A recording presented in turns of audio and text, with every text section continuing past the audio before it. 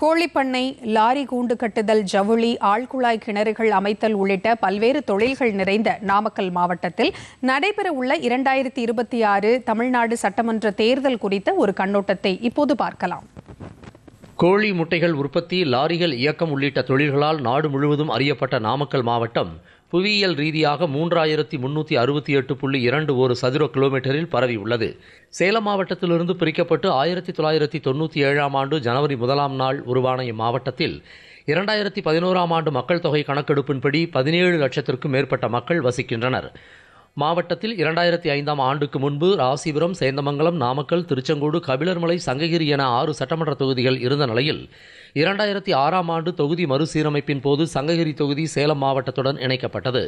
அதிலிருந்த மல்லசமுத்திரம், எலச்சிபாளையம் பகுதிகள் திருச்செங்கோடு தொகுதியுடன் இணைக்கப்பட்டு அந்த தொகுதி இரண்டாக பிரிக்கப்பட்டு குமாரபாளையம் என்ற புதிய சட்டமன்ற தொகுதி அப்போது உருவாக்கப்பட்டது. இந்த தொகுதி கடந்த 2011ஆம் ஆண்டு முதல் முறையாக தேர்தலை சந்தித்தது குறிப்பிடத்தக்கது.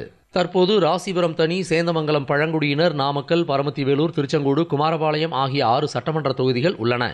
நாமக்கல் மாவட்டத்தில் 13,23,753 வாக்காளர்கள் உள்ளனர். இதில் ஆண்கள் 6,41,118 பேர், பெண்கள் 6,82,427 பேர், இதரர் 208 பேர் உள்ளனர். இவர்கள் வாக்களிக்க 720 இடங்களில் 1781 வாக்குச்சாவடிகள் அமைக்கப்பட்டுள்ளன. 138 பதட்டமான வாக்குச்சாவடிகளில் பாதுகாப்பை பலப்படுத்த மாவட்ட நிர்வாகம் நடவடிக்கை எடுத்துள்ளது. மொத்தம் 132 வேட்பாளர்கள் களத்தில் உள்ள நிலையில் கோடை வெயிலுக்கு இணையாக அரசியல் கட்சிகளின் பிரச்சாரமும் சூடுபிடித்துள்ளது. ராசிபுரம் சட்டமன்ற தொகுதியில் தேசிய ஜனநாயக கூட்டணியின் பாஜக வேட்பாளர் SD பிரேம்குமார், மாநில அமைச்சர் மா மதிவேந்தன் ஆகிய 2 மருத்துவர்கள் நேரடியாக களம் காண்கின்றனர். சேந்தமங்கலம் சட்டமன்ற தொகுதியில் முன்னாள் சட்டமன்ற உறுப்பினர் அதிமுக வேட்பாளர் C சந்திரசேகரன் மறைந்த முன்னாள் சட்டமன்ற உறுப்பினரான கு பொன்னுசாமியின் மகள் பூமலரை எதிர்கொள்கிறார்.